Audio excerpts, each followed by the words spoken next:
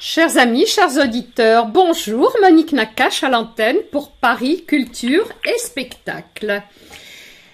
Le sujet de cette semaine, Delphine Horviller qui nous arrive avec un très bon livre, Comment les rabbins font les enfants chez Grasset. Bonjour Delphine Horviller. Bonjour et merci de cette invitation. Delphine, je rappelle que vous êtes née en 1974 à Nancy, que vous êtes femme rabbin au MJLF, que vous dirigez le magazine Ténois et que vous intervenez dans plusieurs émissions de télé, dont La source de vie de Josie Eisenberg sur la 2. Votre premier livre, En tenue d'Ève, vous a fait mieux connaître et maintenant vous nous arrivez avec ce deuxième livre.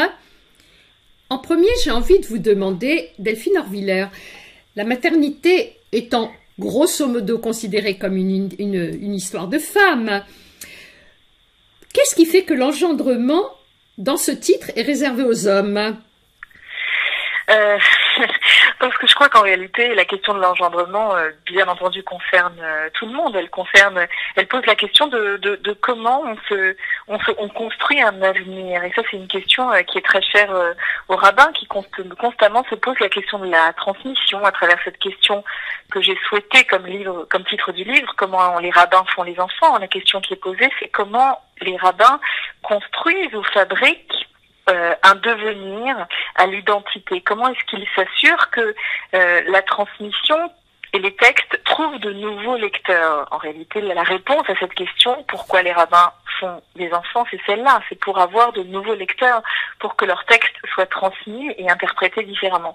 Et les rabbins vont être très friands quand ils nous parlent de transmission, de tout plein de métaphores, effectivement, de la maternité. On y reviendra peut-être, même des métaphores parfois obstétriques pour parler de la naissance du sujet, de comment on devient, voilà. Et puis, autre chose qui est troublant, c'est que l'hébreu n'a pas de mot pour dire histoire. On parle en hébreu biblique de toldot pour dire histoire, qui signifie littéralement les engendrements. Comme si la pensée hébraïque ne savait pas parler de l'histoire autrement qu'à travers ces images d'engendrement. Alors, Delphine Horviller, dans les questions de filiation, de procréation, de transmission que vous explorez, vous avez suivi, grosso modo, 3 axes. Le premier, comment se fabrique un parent.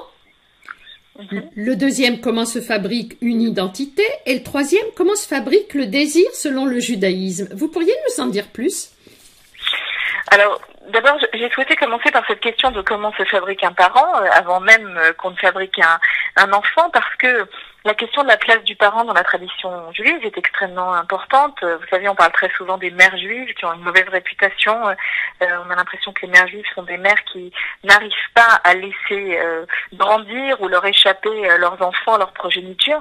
C'est un mauvais procès qu'on fait aux parents juifs, parce qu'en réalité, à travers nos textes, on le voit bien, tous les modèles de parentalité encensés sont justement ceux qui permettent à l'enfant de devenir autre chose, qui lui permettent de se décrocher. Cette injonction de quitter ses parents, elle est donnée dans nos textes dès le début de la Genèse. C'est même Adam, le tout premier homme à l'entendre, lorsque Adam est créé et qu'on place face à lui une femme tout au début de la Genèse. Eh bien, le texte nous dit, voilà pourquoi l'homme quittera son père et sa mère pour s'attacher à sa femme. Ce qui est intéressant, c'est que cette injonction à quitter père et mère, eh bien, l'entend le tout premier, l'homme, le seul dans toute l'histoire qui n'a ni père ni mère à quitter. Et pourtant, déjà, lui, entend cette injonction qui est réitérée pratiquement à chaque génération. Un autre porteur très fort de cette injonction, c'est bien entendu Abraham, le premier des patriarches, qui, on s'en souvient dans le texte biblique, reçoit ce commandement de partir vers lui-même, de quitter le monde de ses origines, la terre de sa naissance, le pays de son père, comme si pour devenir nécessairement, il fallait être capable d'être chargé d'une histoire, mais partiellement de la quitter, de la revisiter ou de se mettre en chemin. Donc c'était la toute première partie du livre, elle parle de ce rapport aux parents, comment est-ce que il faut accepter pour devenir parent, d'avoir quitté un monde et accepter que notre descendance nous quittera, elle aussi un jour, en tout cas partiellement, lui donner les moyens de nous quitter pour devenir.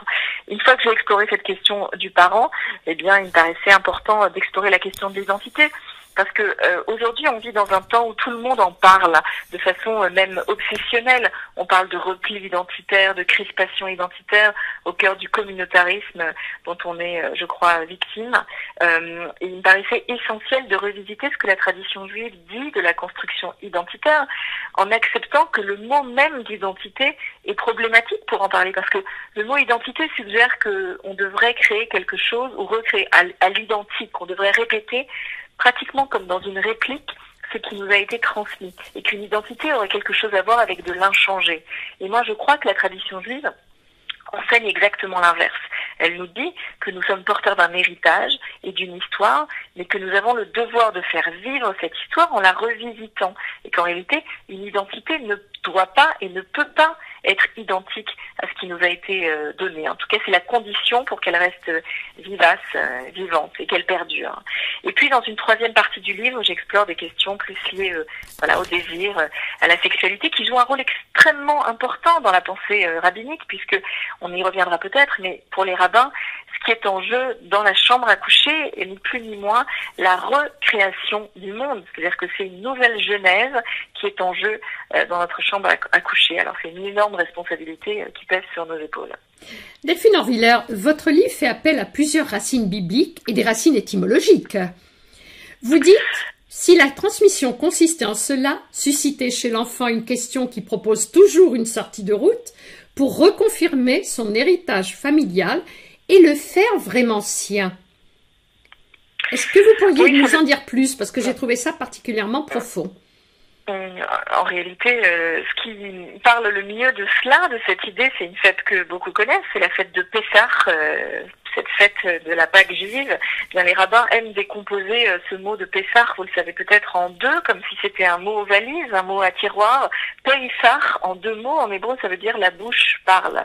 Comme si le récit, c'était toujours une question de transmission orale, et qui dit transmission orale, dit possibilité d'écoute différente et donc de réinterprétation.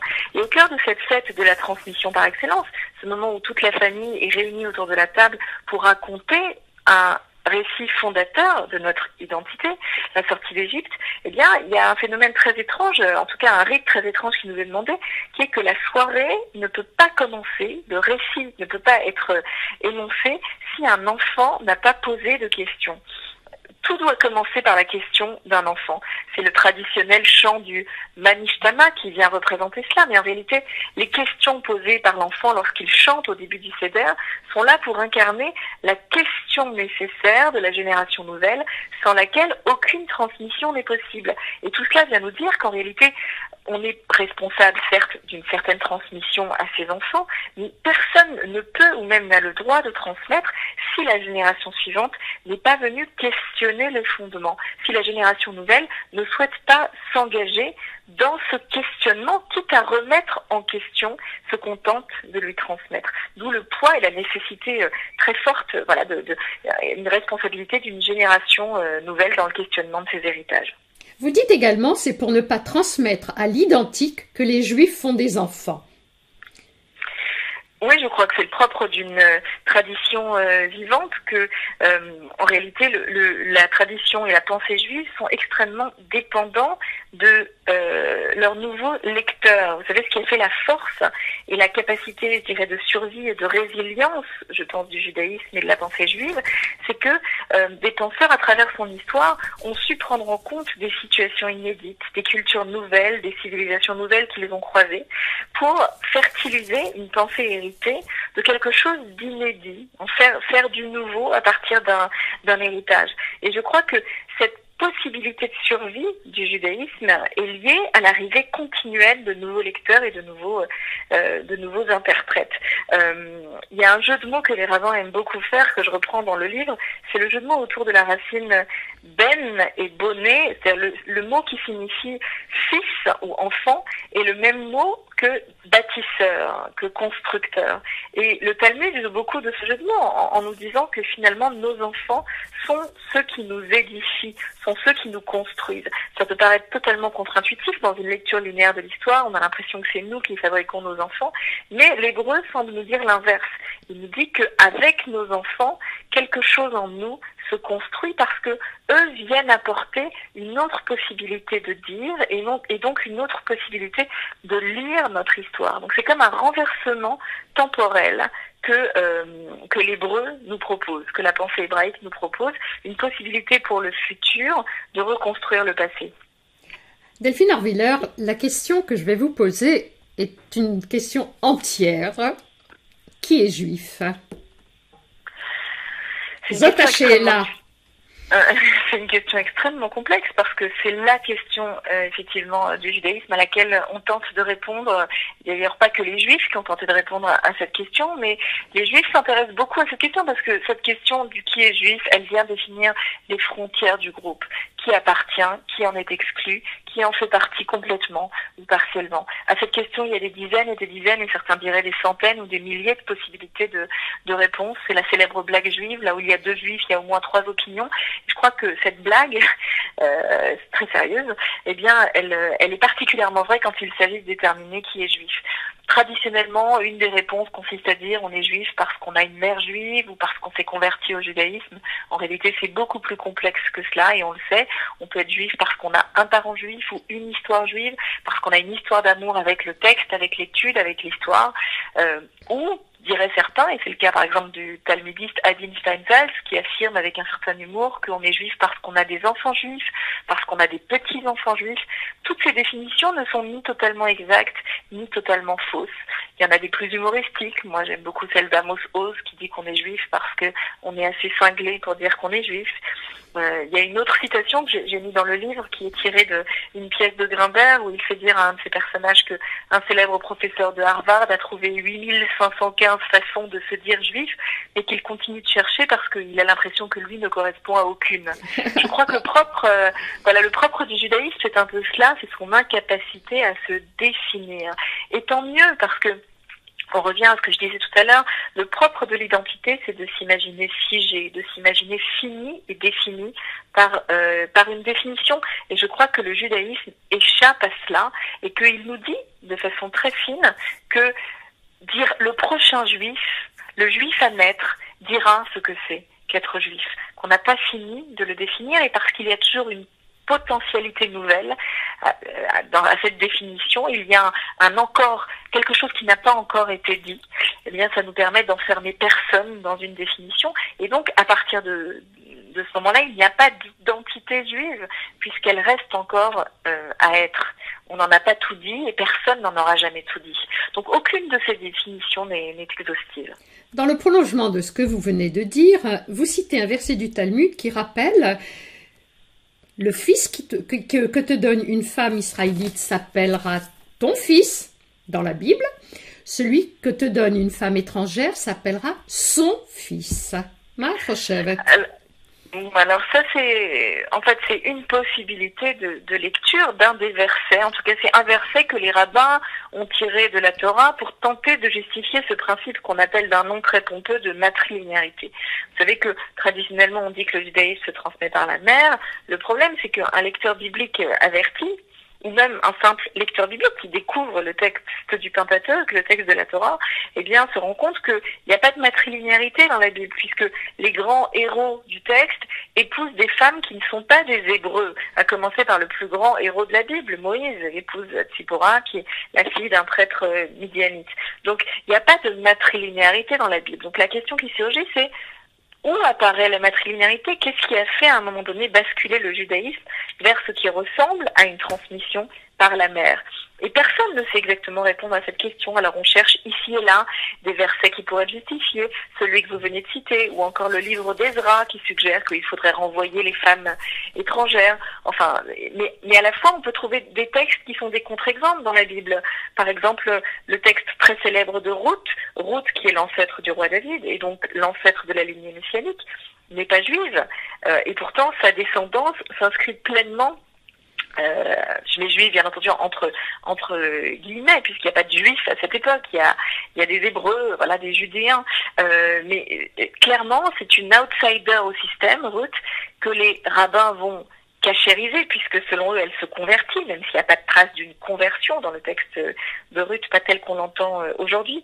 Mais c'est intéressant de voir qu'il y a un basculement à un moment donné vers une forme de matrilinéarité, mais là encore c'est plus compliqué que cela, puisque dans la Mishnah, la tradition orale éditée au IIe siècle de notre ère, eh bien on reconnaît que la transmission ne passe pas toujours par la mère, que parfois elle passe par le père, qu'elle passe en réalité par la mère dans le cas d'une union mixte, et que là encore les choses sont plus compliquées qu'on ne l'imagine. En réalité, de la même manière qu'on ne sait pas répondre à la question de qui est juif, il est extrêmement compliqué d'affirmer, sans explication aucune, que le judaïsme se transmet par la mère. C'est beaucoup plus compliqué que cela. Alors, Delphine Orviller, nous allons attaquer le problème de la grossesse, parce qu'en fait, toutes les grandes figures féminines de la Bible ont démarré avec un symptôme de stérilité. Oui, c'est quelque chose de très partagé par les matriarches. La plupart d'entre elles sont stériles ou à un moment donné connaissent un problème de fertilité.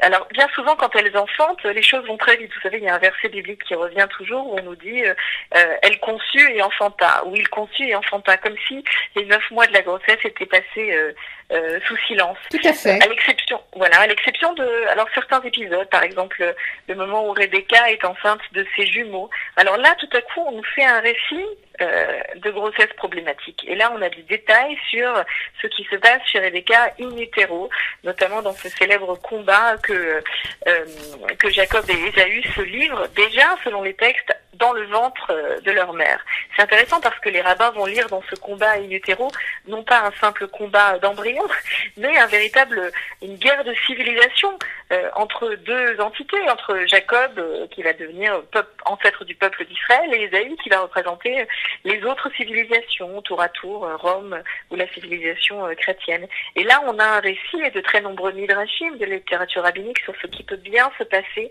au sein de leur mère. Voilà.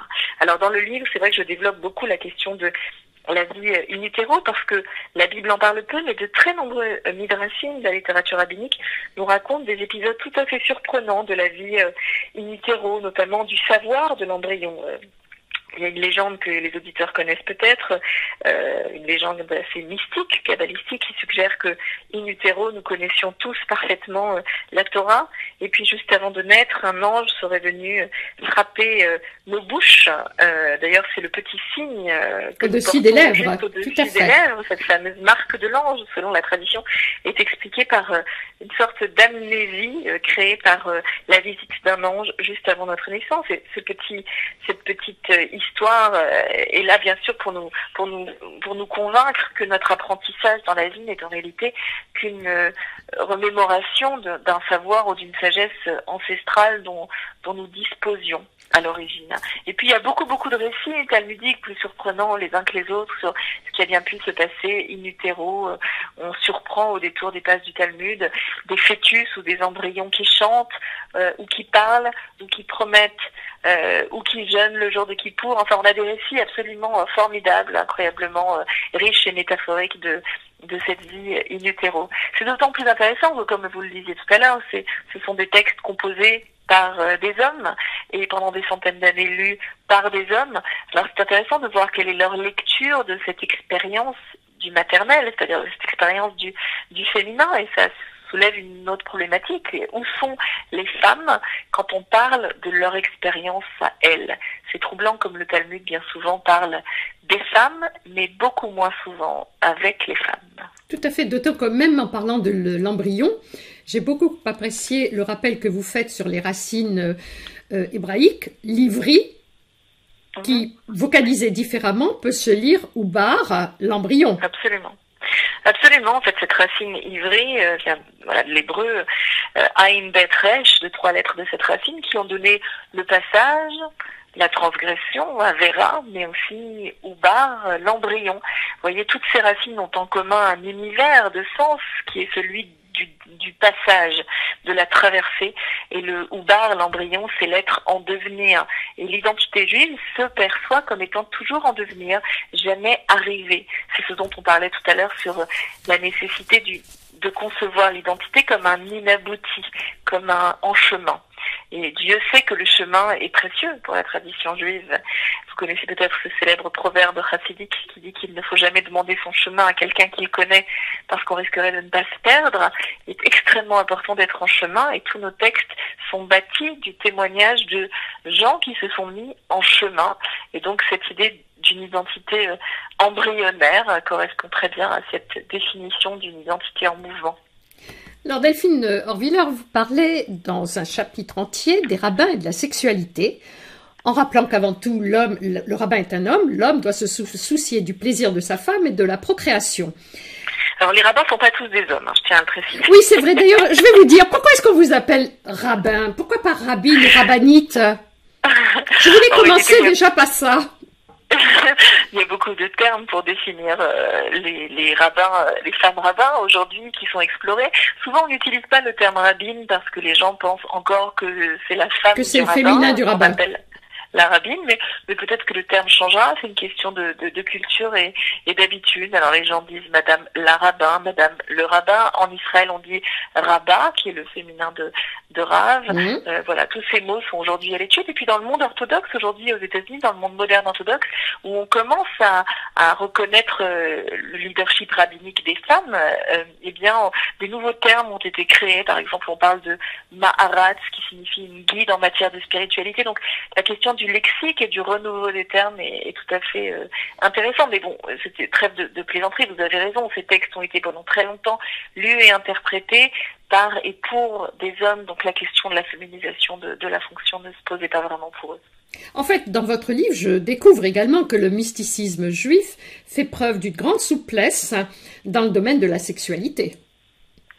Oui, parce que le propre de cette littérature mystique, c'est qu'elle est absolument pas ascétique, elle est même dans l'anti-ascèse, elle a un regard sur la sexualité qui est très particulier, parce que comme je le disais tout à l'heure, dans de nombreux textes de la mystique juive, on retrouve cette idée que ce qui se passe dans la chambre à coucher est sacré au point d'être comparé à l'acte de la Genèse, comme si la potentielle création, la procréation, avait quelque chose à voir avec une réitération de ce qu'on appelle en hébreu Maaseh Bereshit, l'acte de la Genèse, de Bereshit.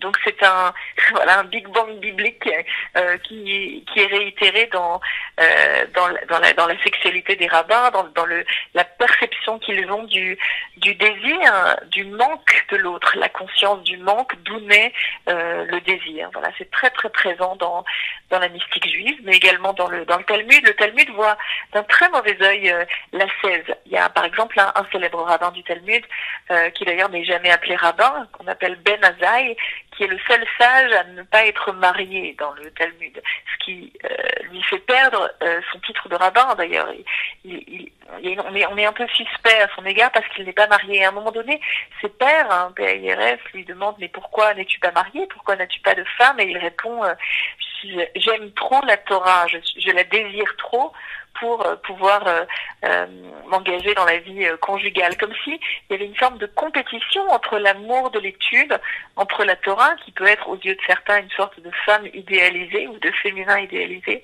et les vraies femmes pour qui il est difficile d'être à la hauteur du texte dans ce monde d'hommes.